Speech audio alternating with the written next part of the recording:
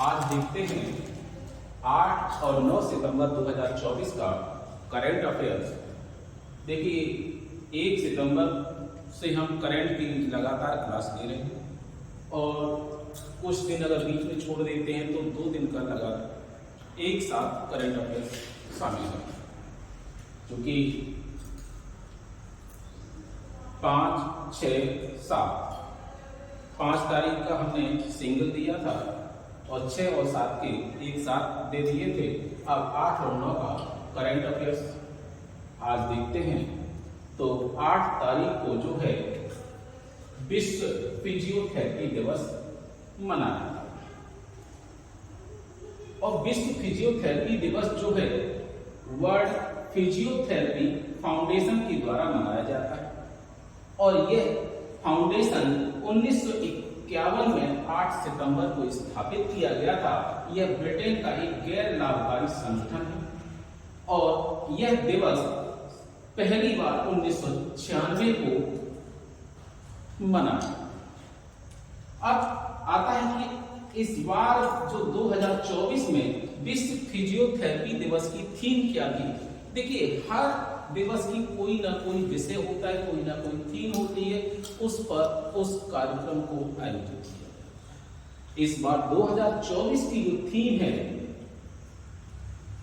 वो है कम पीठ दर्द, लो बैक ठीक, और उसके प्रबंधन और रोकथाम में फिजियोथेरेपी की भूमिका। लो बैक पेन मतलब कम पीठ दर्द और उसके प्रबंधन और रोकथाम में फिजियोथेरेपी की भूमिका, यह इसकी थीम है। अब आते हैं कि 8 सितंबर को एक और दिवस मनाया है जिसे अंतरराष्ट्रीय साक्षरता दिवस के रूप में भी जाना जाता है। अब देखिए अंतरराष्ट्रीय साक्षरता दिवस जो है शिक्षा मंत्रियों की वैश्विक सम्मेलन 1965 में ईरान के शहर तेहरान में आयोजित किया गया था। इसमें पहली बार अंतरराष्ट्रीय साक्षरता दिवस मनाया गया, लेकिन अगले ही साल यूनेस्को के द्वारा 1966 में यह दिवस मनाया गया। इस बार की जो थीम है 2024 की जो थीम है वो बहुभाषी शिक्षा को बढ़ावा देना, आपसी समझ और शांति के लिए साक्षरता है। अब देखिए 8 सितंबर को एक और दिवस मनाया गया है, वो है नोआखाई त्योहार। ठीक, नोआखाई त्योहार जो है पश्चिमी उड़ीसा में कृषक त्योहार के रूप में जाना जाता है और यह जो है खेत की पहली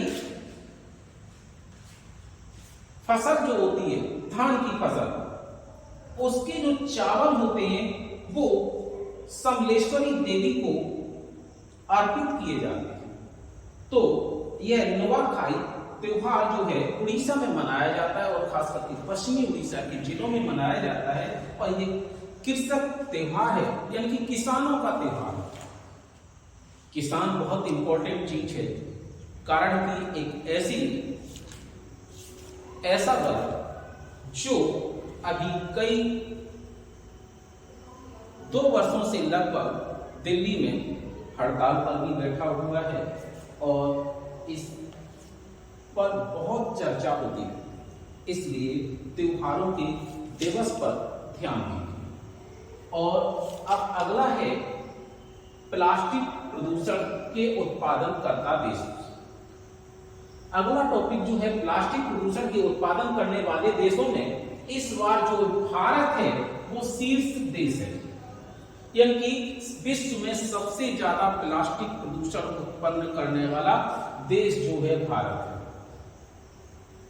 जबकि भारत से कहीं ज्यादा अन्य देशों में इसका उपयोग किया जाता है, उसके बावजूद भारत शीर्ष पर है, क्योंकि भारत में जो प्लास्टिक का है कुशल प्रबंधन नहीं है।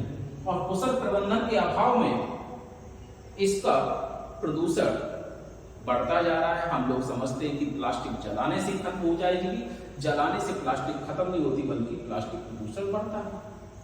आप देखते हैं कि भाई विश्व स्तर पर कौन कौन से देश हैं जो शीर्ष देश हैं। तो पहले स्थान पर भारत आता है। तो पहले स्थान पर भारत जो है अकेले 92.75 लाख टन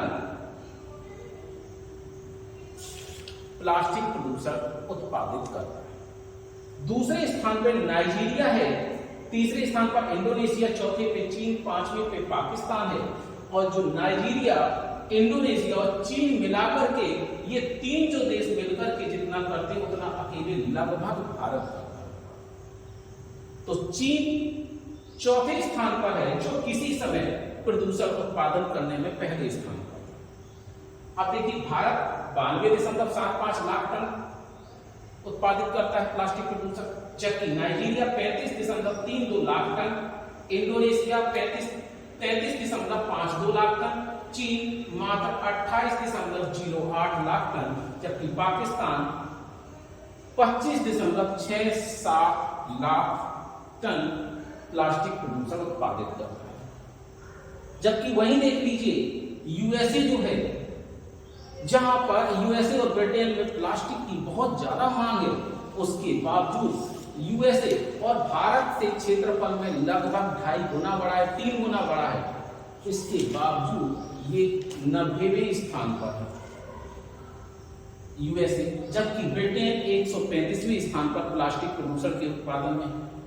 आप जानिए कि भाई चीन जो कभी विश्व का सर्वाधिक प्लास्टिक प्रदूषण उत्पादक देश था, वो किस वजह से चौथे स्थान पर पहुंचा है। तो आएगा कि कुशल प्लास्टिक प्रबंधन के कारण ये चौथे स्थान पर आया। अब सबसे इंपॉर्टेंट यहां से एक पॉइंट आ रहा है, ये पूछा भी जा सकता है, तो जान लें इसके बारे में कि जो स्वीडन है, स्वीडन ने अपने देश में 2 वर्ष से कम उम्र के बच्चों के स्क्रीन के इस्तेमाल पर प्रतिबंध लगा दिया है। अब कैसे स्क्रीन के इस्तेमाल पर प्रतिबंध लगा दिया? स्क्रीन यानी कि टीवी, टेलीविजन जो है, इसका प्रयोग हम लोग करते हैं, देखते हैं, इसके सामने बच्चों को नहीं आना चाहिए। लैपटॉप, मोबाइल आदि, कंप्यूटर आदि के सामने बच्चों को नहीं आना चाहिए, इनके आमना सामना बच्चों से नहीं होना चाहिए। यानी कि 2 साल से कम उम्र के बच्चों को इन टीवी, मोबाइल, कंप्यूटर के सामने नहीं ले जाया जाएगा, रोक लगा। अब साथ ही साथ और उम्र के बच्चों पर भी इस पर रोक लगी है। जैसे कि हमारे यहाँ तो बच्चे पैदा होते हैं तो सबसे पहले मोबाइल पकड़ा दिया जाता है, ठीक, बहुत ही सभ्यता वाले लोग भी यही मानते हैं कि बच्चे, हमारा देखो बच्चा कितना छोटा है, मोबाइल में बहुत आगे। ये कोई अच्छी बात नहीं। नजरें मतलब आंख कमजोर होती है, दृष्टि दोष उत्पन्न होता है, बहुत सी चीजें। तो अब यहाँ पर स्वीडन जो इतना विकसित देश है, उसने अपने यहाँ प्रतिबंध लगाया। और स्वीडन का ही बगल का देश है फिनलैंड, जो किसी समय उसकी द्वारा बनाए गए मोबाइल, नोकिया मोबाइल दुनिया में नंबर 1 पर छाया हुआ था। इसी का पड़ोसी देश है और वो अपने यहाँ बच्चों पर मोबाइल के देखने पर प्रतिबंध लगा रहा है। तो जान लें 2 वर्ष से कम उम्र के बच्चों पर स्क्रीन का इस्तेमाल पर पूर्णतः प्रतिबंध लगा दिया, जबकि 2 से 5 वर्ष के बच्चों को कहा गया कि इन्हें 1 घंटा प्रतिदिन स्क्रीन देखने की अनुमति दी जा सकती है। और जो 6 वर्ष से 12 वर्ष के बच्चे हैं वो 2 घंटे प्रतिदिन के हिसाब से स्क्रीन देख सकते हैं, जबकि किशोर बच्चे 3 घंटे प्रतिदिन के हिसाब से स्क्रीन का प्रयोग कर सकते हैं। अब देखिए एक और खबर आ रही है, अक्सर चर्चा में रहती है। भाई ये पूजा खेड़कर हैं जो 2023 बैच की IAS प्रशिक्षु अधिकारी हैं, जिन्हें अभी हाल ही में जुलाई 2024 में यूपीएससी के द्वारा उम्मीदवारी से इनकी रद्द कर दी गई और उसके बाद केंद्र सरकार ने तत्काल प्रभाव से इसे भारतीय प्रशासनिक सेवा से बर्खास्त कर दिया या सेवा मुक्त कर दिया। तो क्यों किया ये भी जान लेते कि यूपीएससी के चयन में धोखाधड़ी करने, गलत तरीके से ओबीसी वर्ग और विकलांग कोटे का लाभ लेने के कारण इन्हें यूपीएससी के द्वारा उम्मीदवारी जो इनकी है जुलाई में रद्द कर दी गई, सॉरी जून 2024 में रद्द कर दी। अब देखते हैं कि इसके बाद जब इस पर केंद्र सरकार की सुनवाई तो केंद्र सरकार की सुनवाई के पश्चात इसने भी भारतीय प्रशासनिक सेवा से मुक्त कर दिया, यानी कि केंद्र सरकार ने भी पूजा खेलकर को भारतीय प्रशासनिक सेवा से जो शेख खालिद बिन मोहम्मद बिन जायद अल नहायन हैं उनकी भारत यात्रा हुई है। तो अब देखते हैं कि वो कौन है। आबू धाबी के क्राउन प्रिंस हैं शेख खालिद बिन मोहम्मद बिन जायद अल नहायन, ये भारत यात्रा पर आए। इसके कारण भारत और यूएई के संबंधों में मजबूती है। अब आप यूएई क्या है? खाड़ी का देश है जहां से क्या होती है, कौन सी रेखा गुजरती है? कर्क रेखा गुजरती है, जिसे ट्रॉपिकल ऑफ कैंसर भी कहते हैं। और खाड़ी के देशों के साथ संबंध स्थापित होंगे और ये मुस्लिम कंट्री है और एक छवि पर भी असर होगा कि हाँ मुस्लिम विरोधी नहीं है। और फिर अगला है आपके यूएस ओपन। यूएस ओपन में देखिए ये पूछा जाता है ये हार्ड कोर है, ये सॉफ्ट वो ग्रीन कोर्ट है, तो ये हार्ड कोर्ट है। और हार्ड कोर्ट कौन कौन से पे खेले जाते हैं? एक ऑस्ट्रेलियाई ओपन और यूएस ओपन। देखिए हार्ड कोर्ट और जो पहला और आखिरी है वही इसमें पहला और अंतिम ग्रैंड स्लैम भी होता है। पहला ग्रैंड स्लैम ऑस्ट्रेलियाई है जबकि ऑस्ट्रेलियाई ओपन है, जबकि अंतिम ग्रैंड स्लैम यूएस ओपन है। अब देखिए यूएस ओपन में महिला एकल में आर्यन सवालेंका विजयी हुई हैं जो कि बेलारूस की हैं और इन्होंने यूएसए की जेसिका पेंगुला को पराजित कर यह यूएस का महिला एकल ओपन जीता है। जबकि पुरुषों का एकल ओपन जानिक सिनर ने जीता है जो कि इटली के हैं और इन्होंने किसे पराजित करके जीता है? तो इन्होंने यूएस के टेलर फिट्स को पराजित करके जीता है। अब इसके बाद क्या इनकी वैश्विक रैंकिंग में परिवर्तन हुआ है? तो वैश्विक रैंकिंग को भी देख लेते हैं कि पुरुष रैंकिंग में जानिक सिनर पहले स्थान पर है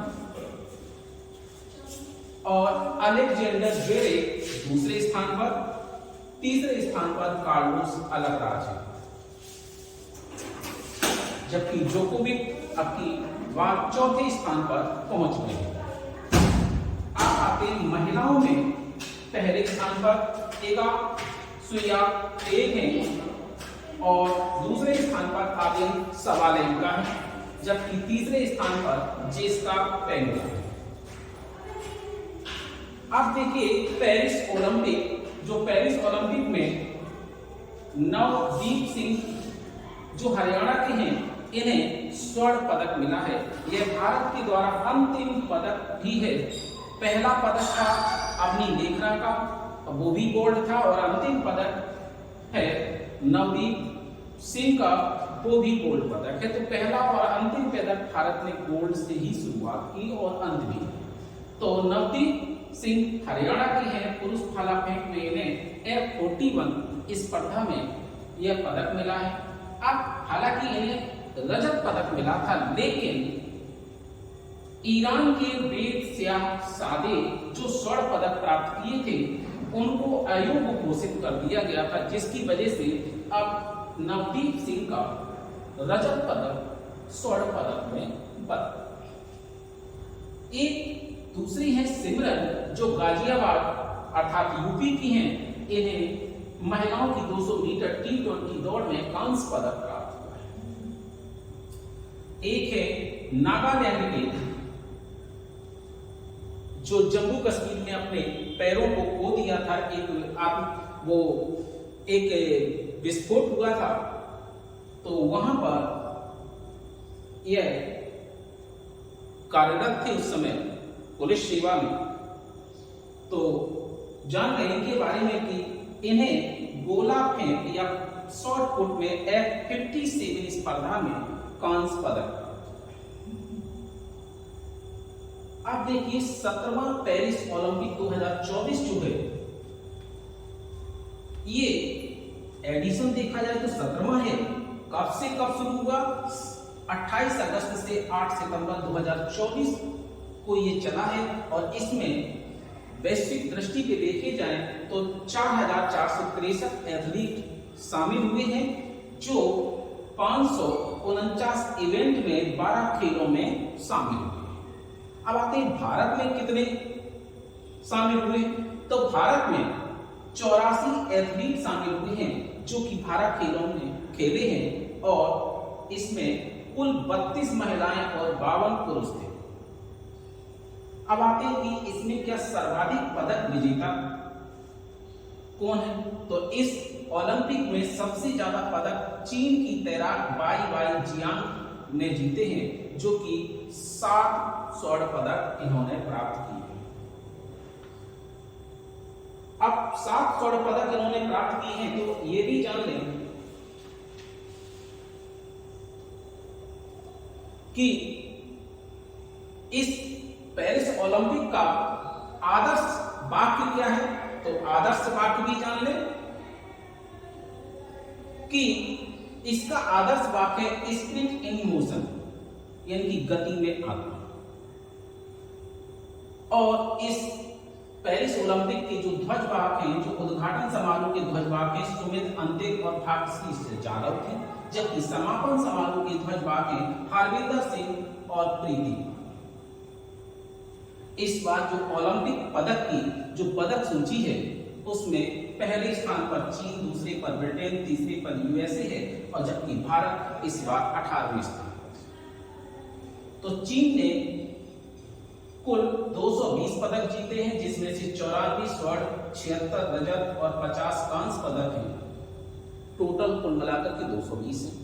जबकि ब्रिटेन ने 49 स्वर्ण, 44 रजत और 31 कांस्य सहित कुल 124 पदक प्राप्त किए हैं। और यूएसए ने 36 स्वर्ण, 42 रजत और 27 कांस्य पदक जीतकर कुल 105 पदक प्राप्त किए हैं। अब आते हैं कि भारत जो इसमें 18वें स्थान पर रहा है,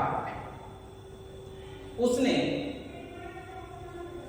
कौन सा पदक जीता और कुल कितने पदक जीते? इसमें 7 स्वर्ण, 9 रजत और 13 कांस्य पदक जीते हैं। कुल उसने 29 पदक प्राप्त किए हैं। भारत इस प्रकार से 28 में ये 18वें स्थान पर आया है, जो पहले काफी पीछे था। इसका अब तक का सबसे अच्छा प्रदर्शन है। इससे पहले इसका सबसे अच्छा प्रदर्शन 2020 में था, जो कि 19 पदक थे। अब आते हैं कि भाई आखिरकार ये सभी खिलाड़ी किसके देखरेख में गए थे, किसके नेतृत्व में गए थे, जिसे कहा जाता है चीफ डे मिशन या head of mission Satya Prakash Sangwan है। ठीक, तो चीफ डे मिशन जो है सत्य प्रकाश सांगवान है।